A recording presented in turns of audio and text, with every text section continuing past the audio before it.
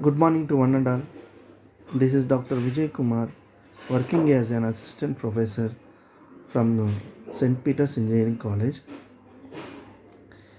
Today I am going to discuss about the rocket propulsion systems from the Unit 5 subject name is Thermal Engineering 2. Last video we discussed about the what are the classifications of jet propulsions and what are the differences between the turbojet engine and turboprop engine.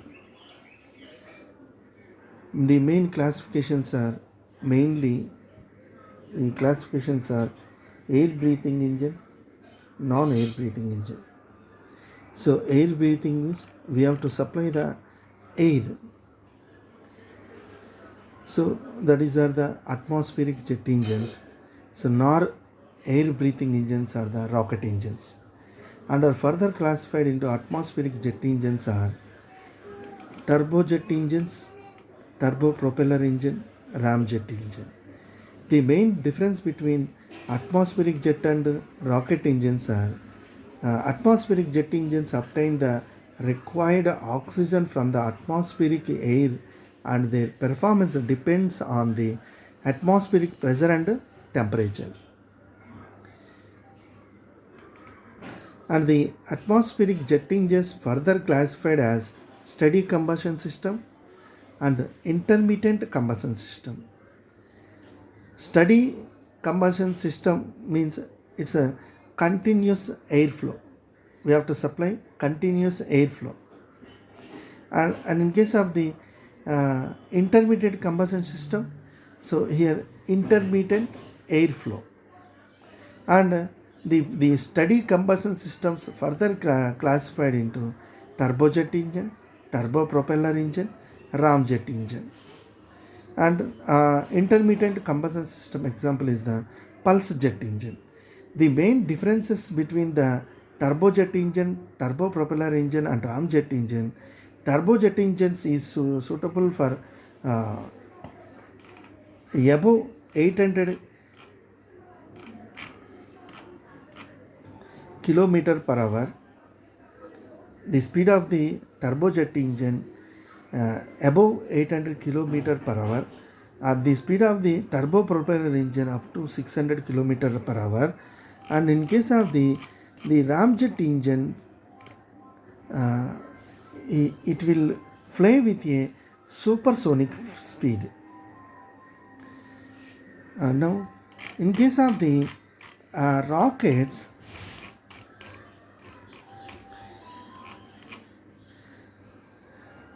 rocket engines carry their own oxidizer for combustion of fuel and their performance is independent of atmosphere. According to the type of propellant, the rocket engines are further classified as solid propellant rocket and liquid propellant rocket. The main difference is here in case of the atmospheric jet engines, it is obtained the required oxygen from the it sucks from the atmosphere. But in case of the rocket engines, here the fuel and oxidizer we have to supply separately. That is the main differences between the atmospheric jet engines and rocket engines. Where the rocket engine works on the same principle as that of a jet engine, but the rocket propulsion device carry both fuel and oxidizer. It does not depend upon the atmosphere and the thrust produced is independent of environment. Therefore, a rocket engine can operate in vacuum. The main applications of rockets say signaling and firework display and long range artillery, jet assisted takeoff, all type guided missiles for satellites, for spaceships.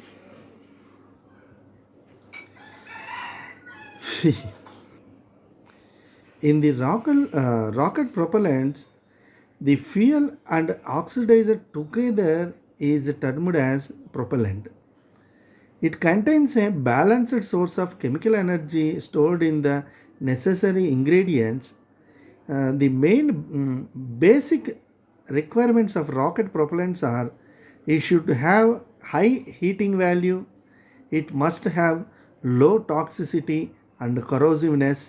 In order to occupy less space, its density should be high. Its ignition must be smooth and reliable, and it must be chemically stable and must not deteriorate over a reasonable storage period. It should be easy to store and handle, and its properties must not be affected by ambient conditions. And next, then what are the classifications of rocket propellants? Already we discussed the main classifications are solid propellants and liquid propellants. And the main differences between the solid and liquid propellants: solid propellant consists of an oxidizer in a shape of ground crystalline mixed in the fuel. Burning rate of solid propellant should remain nearly constant and should have adequate compressive and impact strength. And any liquid capable of producing gaseous products by an exothermic reaction is called liquid propellant. The liquid propellant must be chemically stable and change in viscosity with the temperature should be low. The main the main difference is here, in case of the solid propellant, here the mixer, the fuel and oxidizer. But in case of the liquid propellant, we are sending the separately oxygen and fuel. Let us see the solid propellant rockets. The figure shows the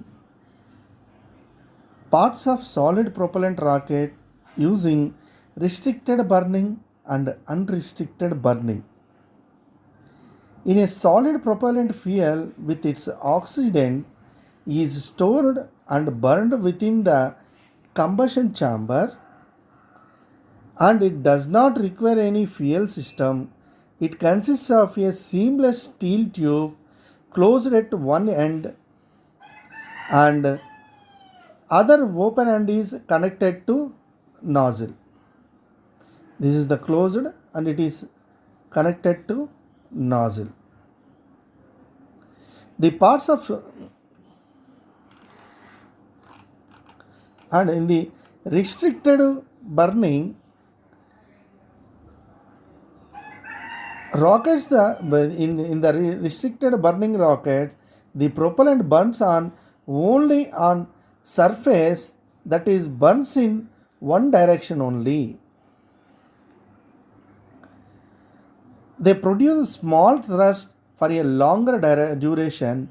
They are used for airborne missiles and for signaling and firework display. In the unrestricted burning, in the unrestricted burning rockets, the propellant is free to burn on all cylindrical surfaces at the same time. They produce large thrust for a short duration. They are used for aircraft rockets,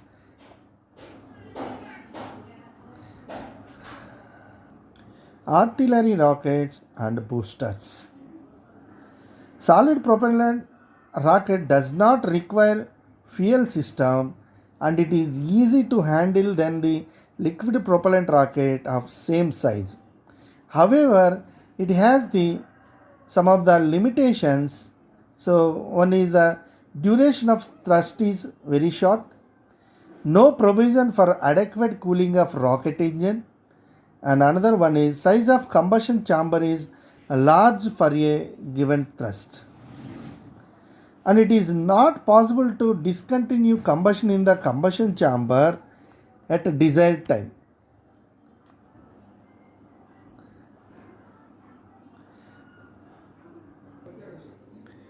Whereas in liquid propellant rockets, the propellants are in a liquid state and are stored in the containers outside the combustion chamber. The propellants are injected into a combustion chamber where combustion takes place. The hot gases are expanded through a nozzle and finally ejected to the atmosphere with a very high velocity. So the hot gases are expanded through a nozzle and finally ejected to the atmosphere with a very high velocity. The reaction of the high velocity gas jet produces the thrust on the rocket engine. And in liquid propellant rockets, the liquid propellant is also used to cool the rocket engine by circulating the fuel around the walls of the combustion chamber and nozzle. This reduces the temperature of combustion walls and nozzle surface and prevent failure. Cooling also allows the use of less expensive materials for combustion chamber. Liquid propellant rockets are used when high specific impulse and longer firing time are desired. They are widely used for aircrafts, ballistic missiles and space flights. The main advantage of the liquid propellant rockets over the solid propellant rockets here, the duration of operation can be increased compared to solid propellant, and size of combustion chamber is very small, and ability to discontinue combustion at any time by controlling the fuel pumps. And easy to control similarly easy to control the rocket by controlling the propellant flow. However, there are some of the limitations of liquid propellant rockets are design of liquid propellant rocket is complex and they are costly. And the successful operation depends on their control, which are very complex. They require a feed pump to transfer fuel from storage tank to combustion chamber. So the main differences between the solid propellant rockets and liquid propellant rockets, fuel and oxidizer are premixed to form a charge. But in case of the liquid propellant rocket, liquid fuel and liquid oxidizer are stored separately. And second one, used for short duration and it is used for longer duration and simple in design and does not require pumps and control, but here complex in design and requires pumps and controls for supplying the fuel and oxidizer. And difficult to control burning as well as cooling of combustion chamber, but here easy to control as well as cooling of combustion chamber. And size of combustion chamber is larger for a given output, and size of combustion chamber as well as cooling of size of combustion chamber is smaller for a given output. And it is easy to handle the unit and difficult to handle the unit. Thank you one and all.